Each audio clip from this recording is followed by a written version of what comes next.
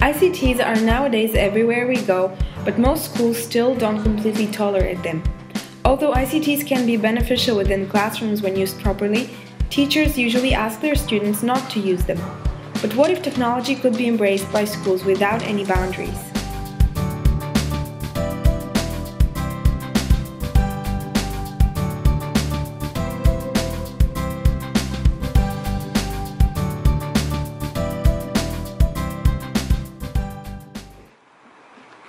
Helen Parkhurst is one such place where children are not simply allowed to bring and use their personal computers in class, but are even encouraged to do so. Situated in the fast-growing Dutch town of Almere, this secondary school is based on the education practices of the so-called Dalton Plan and aims to give its students more freedom and independence in learning. We started thinking about technology and education around 2008.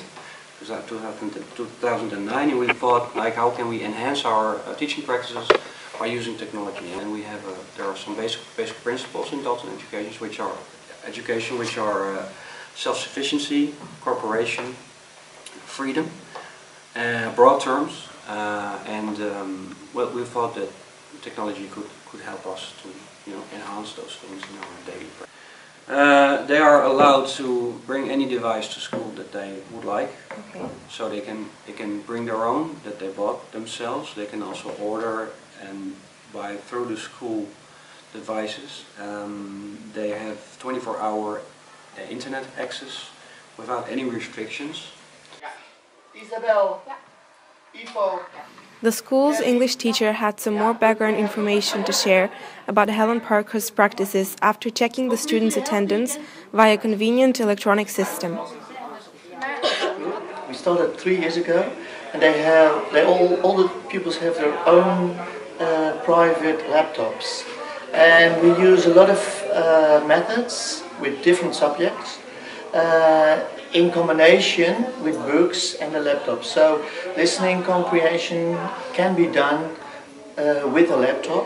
They can use it at home, and they don't take so many books with them, because almost every method, all the books are in their laptop. And they started 3 years ago, and that was really a new thing for them. So you see, they were very eager to learn them and to use them. And now, three years later, you see most of them keep their laptops in their bags and just get them on the table when we ask them to do. The young students of Helen Parkhurst seem enthusiastic about their school.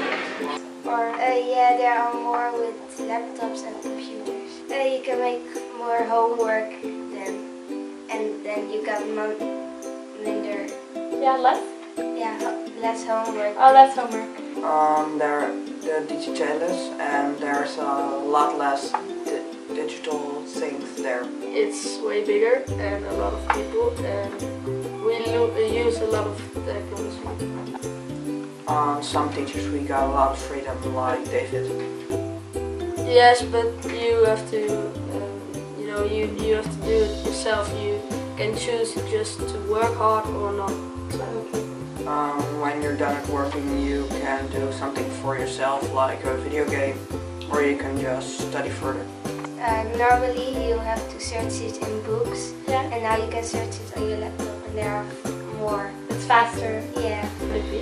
That teachers know when someone is gaming, so you can see what how your movements are when you're gaming. Teachers need to know that, but they don't. Okay. So if they had like a computer screen where they could see what everyone was doing. Something like that. Okay. Alright. Well, because of this independence and this self-responsibility, they can use the ICT. A teacher can use ICT for making the plans available, the assignments available, and the pupils can choose their moments to perform a certain assignment and to choose the lessons they want to follow, and that's all very much easier when using ICT. In order to result in an effective learning experience, ICTs would have to be incorporated in a way that fits students' goals. But some devices are just not as suitable. For example, there's a question about the usability of the tablets in the sense that typing and processing large amounts of text or doing very complicated video editing, for example, is just not so super handy on a tablet. And also some of the tools just don't work on the iPad. Flash doesn't work on the iPad, for example. A lot of educational movies are in Flash, all that kind of stuff. This is why teachers make sure to provide guidance for students and their parents as to which technologies are most suitable for specific activities. It's a mirror of the outside environment, so it gives them a view on their own possibilities, on their own development. It gives them a view on what their capacities are. It gives them a view on the possibilities after their school, another school, higher education, vocational education, or a job. And well, last but not least, a view on how you should behave as a responsible citizen in a society which is improving every time again. ICTs can be beneficial for learning, depending both on the teacher's input and the student's collective effort. Although technology allows for more freedom, discipline is equally important. In any case, learning should be engaging and motivating. So there is a sort of policing, but often today's liberal education is like, oh, you can't police the youth, they need to be completely free, and sort of glorifying that. And I find that actually a disservice to the youth, right? Because actually the only justification for, I really believe that for the youth to come to the classroom is what they get out of each other, especially in today, like where you can actually get, it's not about information, right? If you want information, you don't need me to tell you about it. I mean, you can get it from a TED Talk, right?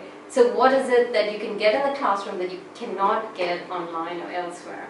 It's just really minds from coming together, or different people with different experiences, and really coming up with exercises to engage them. Because open computers all the time in the classroom is not a very good idea. You should really use them for what they can do, and technology has a lot of added value to education, but you should also use the tool for that, and not just. It seems the link between ICTs and education is inevitable. However, what remains important is finding the optimal balance.